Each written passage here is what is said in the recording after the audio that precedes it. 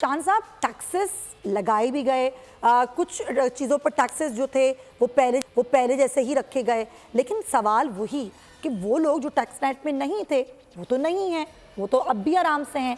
जो आप जैसे मुझ जैसे लोग हैं जो टैक्स देते रहे वो आज भी टैक्स देंगे, उससे ज़्यादा देंगे, अब भी उन्हीं की जेबें काटी जाएंगी। फिर नया क्या है इसमें? बिस्मिल्लाहिर्रहमानिर्रहीम। आपने बिल्कुल सही फरमाया कि इस बजट में सिर्फ जो लोग टैक्स दे रहे हैं उनके ऊपर ही मजीद बोझ डाला जा रहा है और एक मामूली सा टैक्स लगाया है नॉन फाइलर्स के लिए कि जो बैंक से 50,000 रुपए से ज्यादा निकालेगा पैसे, तो 50,000 रुपए निकालने पे उसको 300 रुपए उससे टैक्स ले लिया जाएगा और उसको बोला जाएगा बस तुमसे और कोई टैक्स नहीं लेना, ये 300 रुपए तुमसे बहुत हमने टैक्स ले लिया।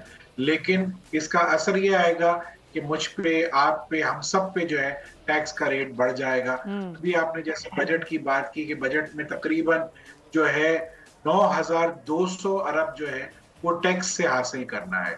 पिछले साल का जो टारगेट था वो 7,200 अरब था। अब जब 7,200 अरब ही हासिल नहीं हुआ है तो ये 9,200 कैसे हासिल होगा, ये सोचने वाली बात है। ना बिजनेसेस जो है वो सही अपने पोटेंशियल पे काम कर रहे हैं, ना चल रहे हैं, ना इंडस्ट्री चल रही है, ना जो है एक्सपोर्ट बढ़ रही है, ना जो है ट्रेड में कोई खातिर खा काम हो रहा है।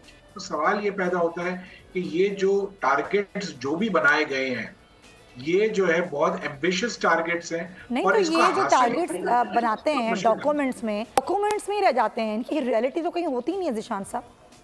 देखिए अब इन्होंने किया क्या, जैसे फाइनेंस मिनिस्टर साहब पिछले 2-3 रोज से फरमा रहे हैं कि देखिए हमने बड़ा जबरदस्त इसको प्लान किया हुआ है और प्लान इस तरह से किया कि वो ये कहते हैं कि 30% टैक्स बढ़ाया है, जिसमें 21% तो इन्फ्लेशन से कवर हो जाएगा, 3.5% ग्रोथ से कवर हो जाएगा। अब सवाल ये पैदा होता है कि ये 24.25% होता है तो ये कवर होगा कैसे? ये तो हो ही नहीं सकता, क्योंकि इसकी वजह ये है कि 5.5% का एक गैप है।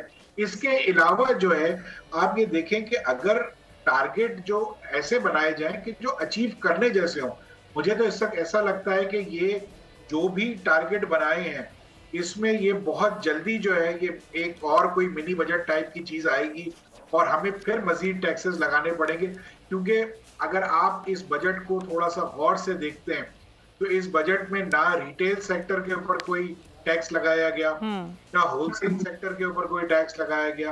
एग्रीकल्चरल सेक्टर तो है ही सेक्रेट काउ, एग्रीकल्चर सेक्टर की तो बात करना भी जो है बड़ा मुश्किल हो जाता है, क्योंकि लोग ये कहते हैं कि ये सूबाई जो है टैक्स है, सूबे से इन्फोर्समेंट होती नहीं है तो एग्रीकल्चर के मन में टैक्स रिसीव होता ही नहीं है।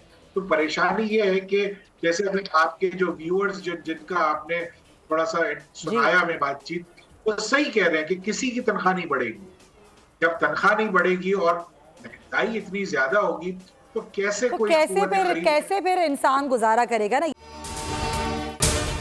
अगर आपको ये वीडियो पसंद आई है तो सब्सक्राइब करें और बेल आइकन पर क्लिक करें। बजट 2023-24 की सबसे बड़ी ट्रांसमिशन बोल एक मर्तबा फिर सबसे आगे।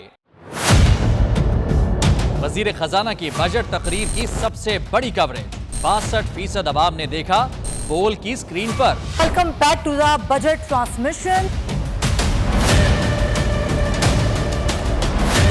सबसे बड़े पैनलिस्ट और रिपोर्टर्स की बड़ी टीम ने बजट के लम्हे लम्हे की अपडेट से किया बाखबर अपनी आवाम को। मैं यूं कह रहा हूं कि एक तरफ ये ख्वाहिश है कि लोगों को रिलीफ दी जाए, क्योंकि इलेक्शन सर पर है तो कोई ऐसा बजट दे जो पॉपुलिस्ट हो। क्योंकि बोल रखता है खबर के हर पहलू पर नजर, बोल है सबसे आगे सबसे पहले। सब्सक्राइब करें और बेल दबाएं ताकि कोई खबर रह न जाए।